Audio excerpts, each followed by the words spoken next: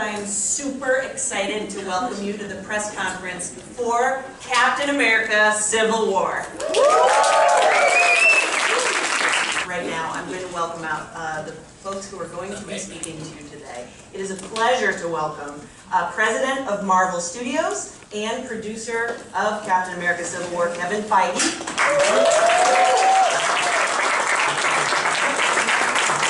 Also, Emily Van Camp is up next. Come on up. Also, Mr. Don Cheadle.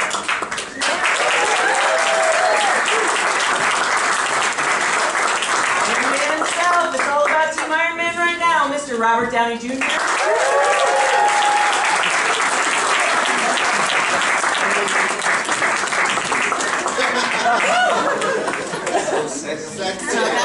But I know this guy can do it, Mr. Paul Bettany.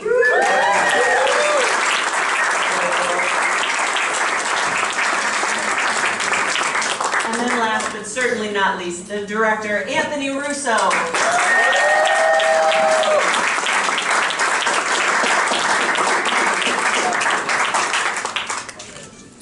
Hi everybody, so Civil War, am I right? You're right. Yes! You got me right.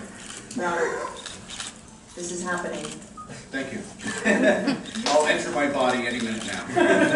Hopefully this will get you in there. Now, I feel like over the course of these films, we've seen like the layers of Tony Stark peeled back to reveal like a really emotional center.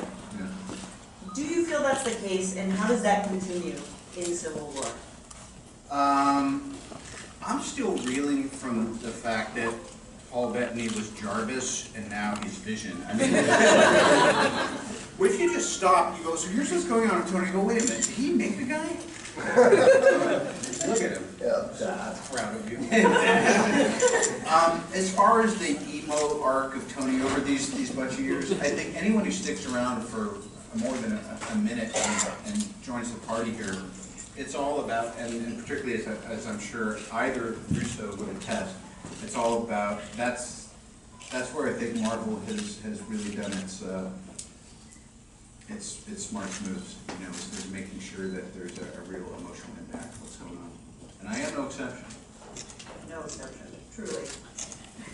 Now, even though Civil War has this unbelievable emotional pull, I wanted to ask you if you thought that there were certain technological advances that allowed for this movie to happen in the extraordinary way that it does.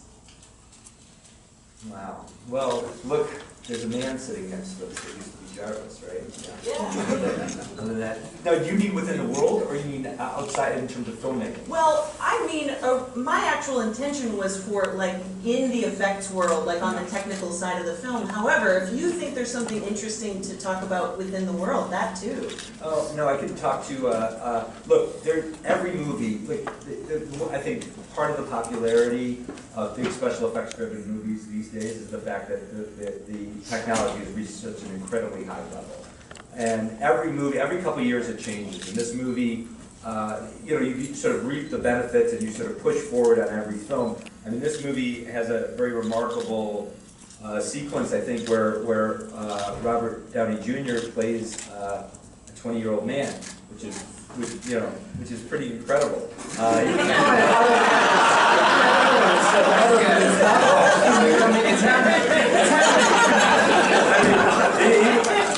He plays someone who's around the age he was when we all first saw him on the screen. So it's like it's nostalgic. Yeah, it's a pretty very expensive nostalgia. I'm told. It was very. Look, it took us months and months of work on that shot to make it work. It's very complicated, taking the human face and changing the human face in a way that looks realistic. And in fact, it was the last shot we completed in the movie. Just dropped into the movie maybe 5 days ago. On Robert Burke. Look at that! Look at that! Synchronicity abounds. Yeah. Oh, Yeah. happy late birthday, eternal youth for you. Thank you. All right. That's what these 3 tables are for, any late presents. I'm watching you. What do you get the man that has everything, guys? Come on. More stuff. Stupid question. I've got a bunch of questions too. Let me know when you're done. Please, be my guest, sir. Oh what was it like just hanging from a wire for 6 or 8 days? I remember seeing, there was an entire week where I just saw you suspended about 40 feet in the air. Well, I really enjoy wire work. You know, I like the freedom of it. I dream of flying, but you have to balance that out with being suspended by your testicles. It's really a double-edged sword. Pardon the. Anthony, your brother said right before we walked out, he said, "Please watch your language." I haven't said anything. Oh, I said testicles. That wire work that you're referring to was also done in the Georgia sun in the summer, which was also pretty remarkable. It's extraordinary. You know, we all got out there, and you're there in the airport, and you're thinking, how are they going to realize this epic battle visually? And you look at everybody, and look around, and everybody's in their costume, and they look like superheroes and movie stars. And then about 5 minutes later, in 105 degrees, they look a lot less like movie stars, a lot less like superheroes. And that's where the visual effects work comes in. Yeah, there you go. Yeah. Well, it makes you a lot less glowy, Yeah. let's say. Kevin, do you find yourself visiting set and getting completely jealous of all of the magical things these folks have to go through and the heat and the conditions? I don't know if I'm jealous of the heat necessarily, but I'm in awe, always. I'm in awe when they're in costume, I'm in awe when they're out of costume. And I've said it before, and it's only getting more and more so as cast members keep joining. There's never been an ensemble like this in cinematic history. It's really astounding. We break it up into 2 panels today because everyone is a headliner, and and getting them in a room together is pretty awe-inspiring. It's one of the things I think that's exciting for audiences too, is to see all these new people joining what I see as a family a lot of the time. I feel like I'm a member. I know, yes, that's a good So I want to make sure that we have plenty of time to get to your questions. So out there, stop being polite and start looking for the ways. This is like being polite. aboard an alien vessel. I know it is. 6 Flags. Right. Yeah, right? Thank you for making me feel less weird about not being able to see. We have our first question right there. Hi, I'm Faye with Cinemovie. So I wanted to know, Paul, you're new to the outfit. Do you guys compare who's got it worse on the set? Especially the new guys? You guys compare notes? You know, I think it's a photo finish, but I think that maybe Chadwick, you know, with the whole not being able to breathe business is. You can't tell with Paul because he's British. It's harder to know exactly how excruciating. We should all be a bit more like Paul. Last question.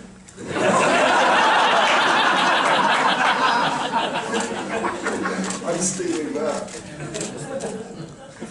All right, we've got over there. All right, Louis Lecco with Nuka Fridge. Could you guys talk a little bit about bringing Spider-Man into the mix? I mean, it was so flawlessly done. Didn't feel forced at all. It was just like one of the amazing aspects of the film. Can you guys talk about that? Sure. Look, it was very important to all of us, all the filmmakers, the folks at Marvel, Kevin, my brother, myself, the writers. Look, we knew we wanted to tell a really complicated story between Captain America and Iron Man in this movie. A story that went to very difficult, dark places. We're big fans of balance in storytelling. We like really well-rounded movies, like movies that make us laugh and cry. So for us, it became very important to find a way to change the dynamics and modulate the tone in the movie by bringing in characters that didn't have the same emotional investment that all the Avengers had, the events that were unfolding, because they're very serious events, complicated events. So to bring in characters like Spider-Man, like Ant-Man into the movie, who don't have that baggage, it gave us an opportunity as storytellers to sort of bring new colors into the film at a deep place in the movie, lighter colors, more whimsical colors, and I think it just helped balance that big fight out that they all have with one another at the airport in a really nice way. We tried to find very organic ways that those characters found their ways into the movie, both of those characters, and it was just, you know, I mean, and Kevin can elaborate more on the decision. He was very critically central to making it happen. I don't know that a lot of people could have pulled off getting Spider-Man in this movie except for Kevin Feige. So. I think it was a good answer, right? I want Kevin to walk back into the thunderous applause he deserves. That is intended.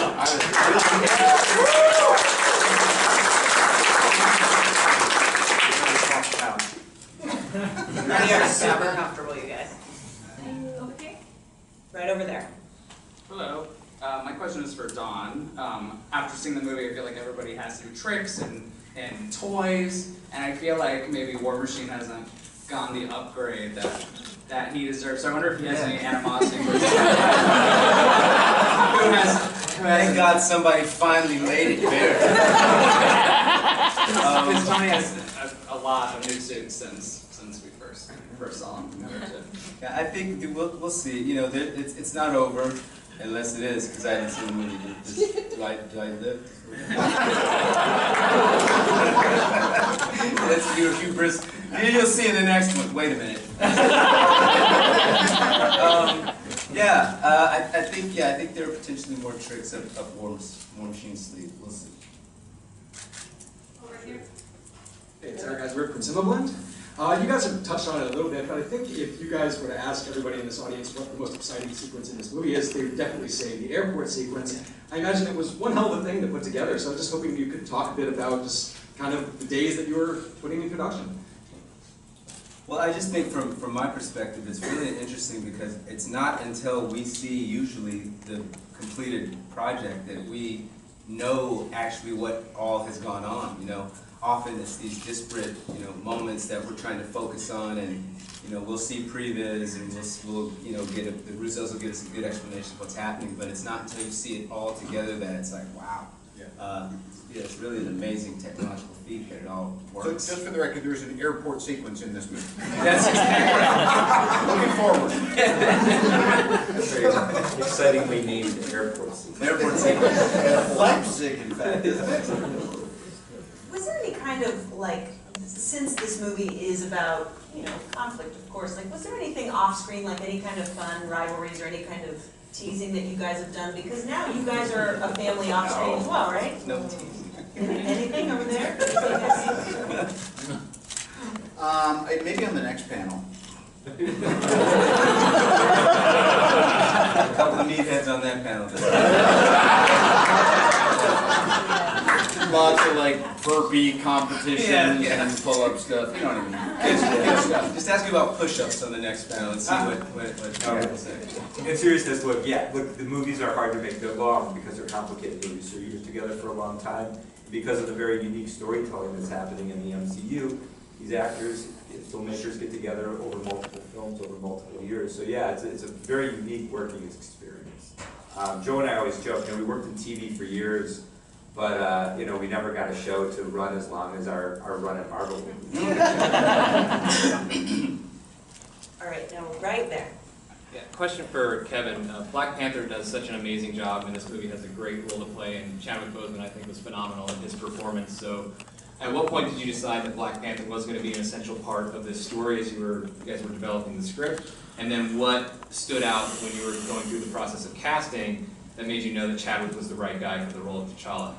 It was relatively early on in the development process of the movie that Joe and Anthony and our screenwriters, Chris and Steve, thought it would be very valuable to have somebody, sort of in the way that Anthony was talking about Spidey and Ant-Man, people that weren't quite as invested. We wanted somebody who perhaps was invested, but didn't have allegiances to any one side, who was essentially in it for very personal reasons himself. We knew we wanted to make a Black Panther movie at some point, but at that time we weren't sure exactly when that would be. But as these discussions were going on, and we thought, I think we're going to bring Black Panther into this movie. I'm not kidding when I say Chadwick was the only choice. You know, his performance in 42, his performance in Get On Up, how different those performances are. And my memory is we called him on the conference room speaker when we were developing the movie and got him while he was somewhere in Switzerland or something at a premiere for Get On Up. And he was in his car, either about to get out or just gotten back in. And we said, have you ever heard of Black Panther? And he went, yes, yes. Why are you asking me that? And we said, do you want to play the part? And he was very excited. And it happened very, very quickly. Emily, I want to ask you really quickly, like, now that this is your second film, do you really feel like you've hit a stride? I mean, yeah, I mean, I think I was definitely slightly intimidated in the first one, in Winter Soldier. You know, just kind of getting used to it, I think that lent itself well for the character. She was sort of more in like a rookie stage, and it's great to see her come back in a little bit more of like a mature life. She's, you know, confident and Is she still good with guns, girl? still good with guns. But yeah, she's a great character to play. I'm having so much fun with her, and you know, she gets to take a little butt in this one, and you know, it's great fun. I really want to know, I've never heard anybody speak to this, so excuse me if you've already spoken to it. Do you ever have an idea as to where your characters are going in the future? The Marvel Universe is so interconnected, and certainly there's a vision past what we're seeing on the screen at the time. Do you ever get clues as to play it this way, knowing that you're going to go here eventually at some point? Does that ever happen, or is it a secret from even you guys? Don't frown at me. In all seriousness, I would say it varies. I would say the characters don't know what's supposed to be happening to them, so I don't know how helpful it would be. And sometimes there's a long play that I think Paul knew for quite a while. Visuals coming down the pipeline and had to keep it a secret for quite a while. Robert's very good at keeping secrets. We can tell him anything at all times. So it really does vary. There's some big picture things. I remember pitching sort of big twist of Winter Soldier to Chris Evans when we were shooting the final scenes in New York on the first Avengers film. So there are long things like that, and then there are shorter, can you come over right now, moments. That's exciting. Over there, please. I'm Jeremy Shaw from ScottStakeHitchFest.org. So this question's for Mr. Russo. What about the world today demands a popularity resurgence on superheroes? Demands a popularity resurgence? Look, you know, you can answer that question, I think, in a lot of different ways, but, you know, we live in a very complicated world, and it seems like it gets more and more complicated every day, and I think there's lots of signs of that we're all experiencing and going through and struggling with. You know, there's something very reassuring about having a fantasy film that can deal with a lot of these issues, but in a way that's one step removed. You know, it's hard to deal with reality sometimes when it's in your face. You need a little buffer from it. You need to place it within a context where your imagination can roam and your emotions can flow in a way that's maybe not as complicated or threatening as in your real life. So I do think, especially with these Captain America movies, because I think there's a political dimension that's like inherent with the character because of his origin, his name, etc. I don't know, I think maybe it provides us a space to play in and explore that's a little safer in some ways than reality. Incredibly smart answer. Yeah, So that's an incredible compliment coming from this. no, I just sound, is being British, I just sound smart. At school at 16, I have no idea what you're talking about. You presented it in a smart way. It just sounded smart. Yeah, it sounded smart. Yeah. That's my Cleveland accent. Right over there, please. Hi, I'm James from Brazil. I want to ask for Robert. How does it feel like for Tony Stark's ego read all the reviews and fans' reactions saying the best thing in this movie is Spider-Man?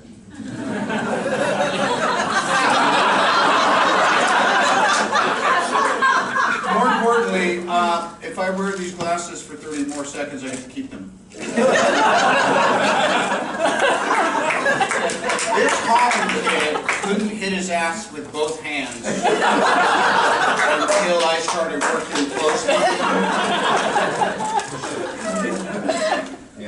Well, first of all, I haven't read that, so I feel like You just wrote it.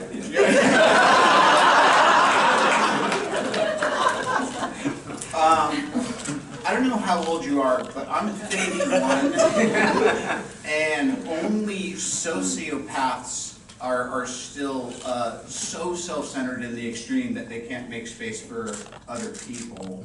I think what I've learned slowly over time is that once you make some space for yourself, it's all about the other people that you're working with. And I think Tom did a great job. I couldn't be more excited than for Chadwick, and I love that you're not just a voice now. But I think that, well, first of all, you know what it's like. You have no idea what it's like. I'll tell you that. On the inside, casting one of these characters, Emily, it's a whole thing. I mean, lives are on the line, you would imagine. And it was such a big coup, and he's really demonstrated why he was the right guy for the job. Robert was a big part of it. I think we've talked about this before, but not enough for my taste. We go back to the question about who knows what in the process. I called Robert relatively early, saying I think there's a chance we might get Spider-Man in this movie, and his reaction was actually one just like a fanboy, which was unbelievably excited for what that could mean for this movie.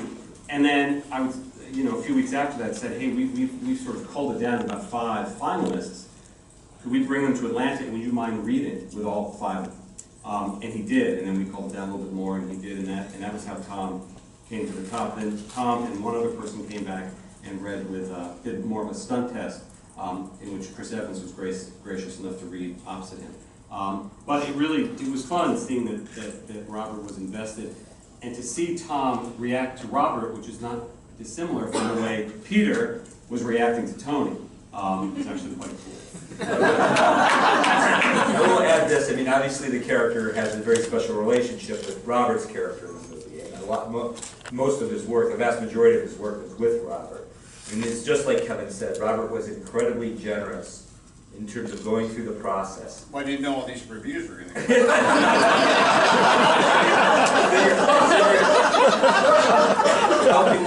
helping us all figure out who the right person was for the role. But not only that, once Tom got cast, to all of our delight, then working with Tom, a young performer, sort of bringing him into this very complicated fold with all these very sophisticated performers and pedigree performers.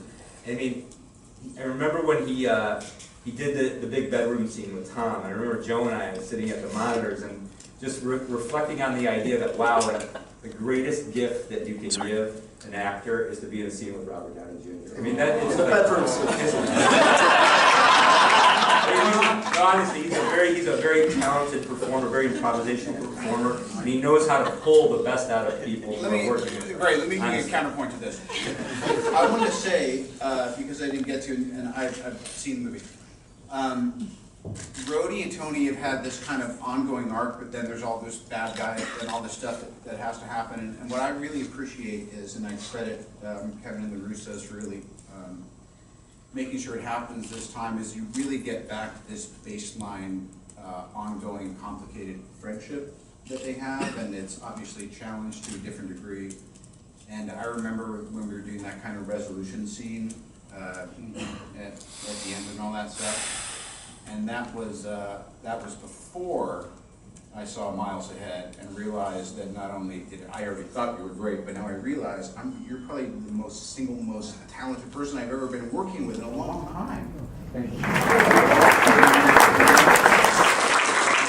never taken it for granted. I'm just happily surprised again. Thank you, man. All right. Well, forward. Kevin, just moving forward, let's not.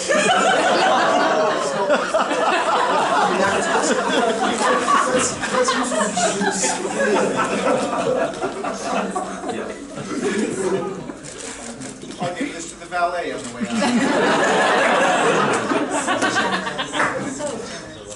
Hi. First of all, well done, everyone. This was challenging material, and I think everyone came through with flying colors. My question is for the 2 non-actors on the panel. These sorts of fights, these hero versus You have to be very specific when you say that. Mr. Russo and Mr. Pete. Okay. You're right. I saw their street tests. You have a lot of hero versus hero fights in this, not just Downey and Evans, but I mean, a lot. And I was just wondering if you could talk a little bit about the process of pairing up those conflicts, and more importantly, how you integrated them with the story and turned it into more than just random slugfests. It's a complicated question.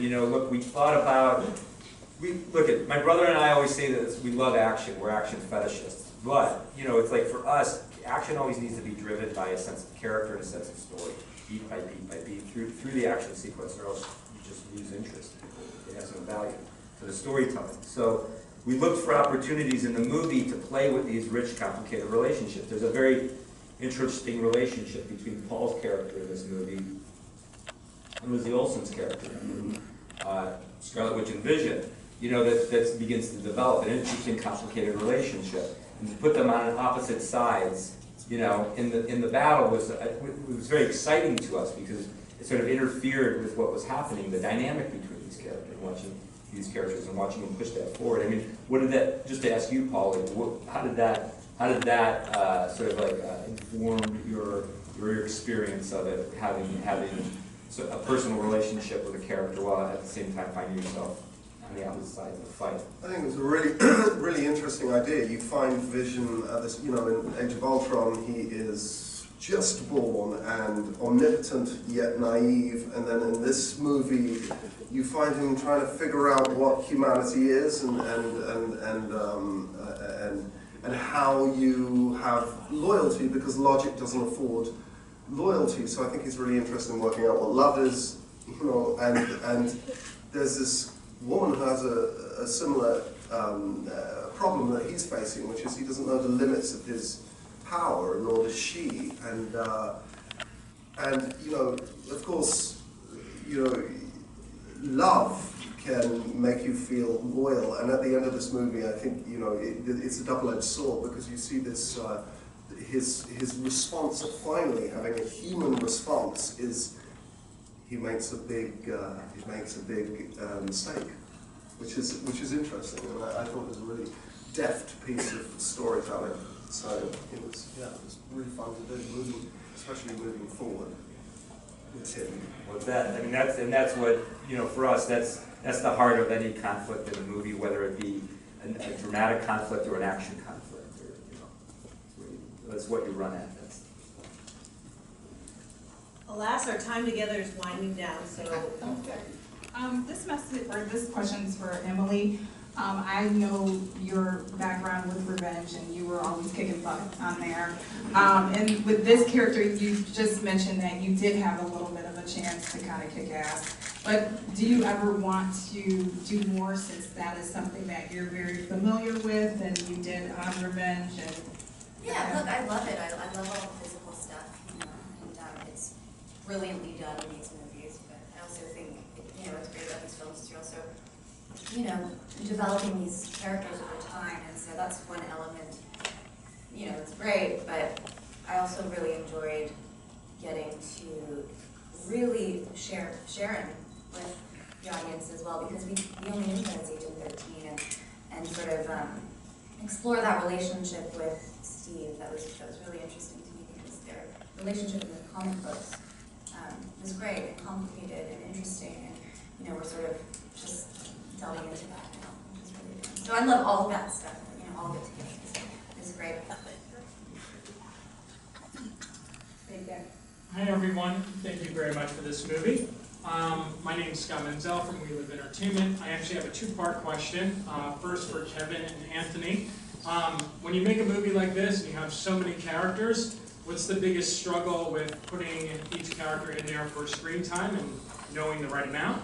And then for the actors, what do you think about each of your characters is the characteristic that draws audiences into those roles? Well, I think so much of the credit for your first question, or the success with balancing those characters, goes to Chris Marcus and Steve McFeely, who really know that you talk about Spidey. Screen time doesn't equal, you know, it's quality, not quantity, right? If people have moments that land, if people have a laugh, if people have a cheer, that's sometimes all you need to say, this character's been serviced, let's move on to the bigger story. And Joe and Anthony are always so adamant, rightfully so, that the overall story is being serviced as opposed to every single character in the film. I think that's how you take this many characters and balance a singular, relatively simple story. and have them there in each of their moments where they earn a laugh or earn a tear or earn a cheer, serve the very specific story at hand. Well, I watched the movie with a stopwatch to see.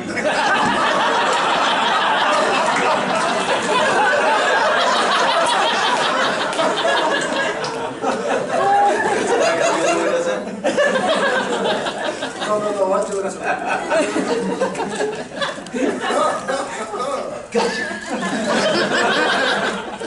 What is it that you think draws people to your characters, guys? Like, do you think there's a central characteristic?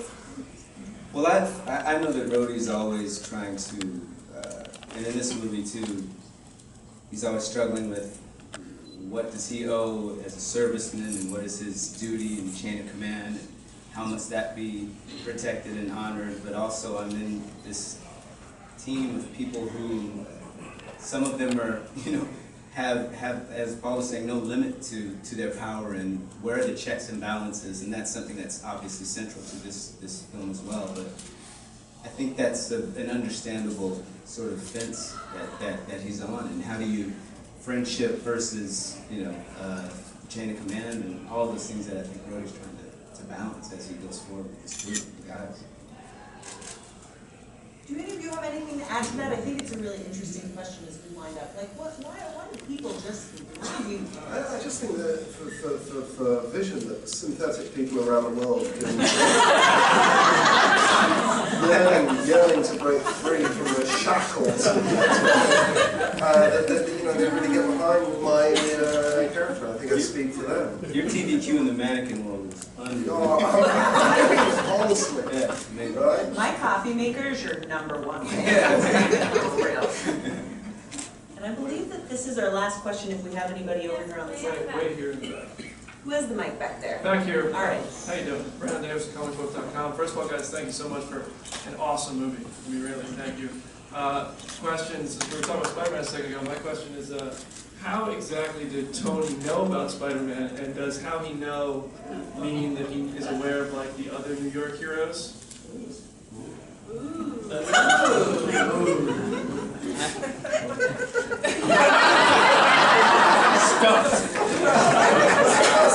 I've seen that. Listen, just because you know more about stuff. You know what? As a matter of fact, I embrace you. You should find me. Tell me everything I don't know. I have an incomplete education.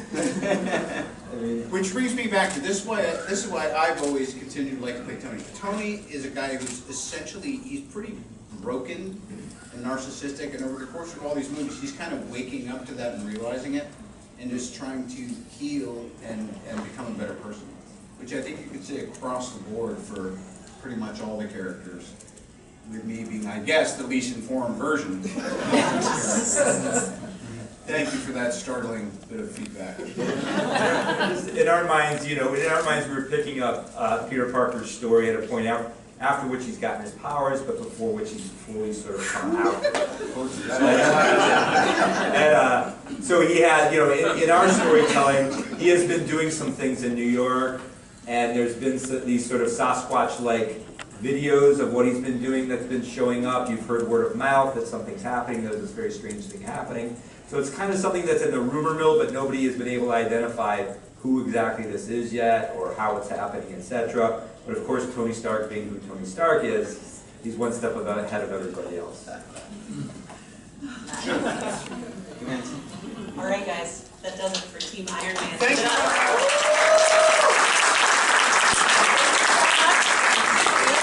So Paul Bettany, Robert Downey Jr., Don Cheadle, and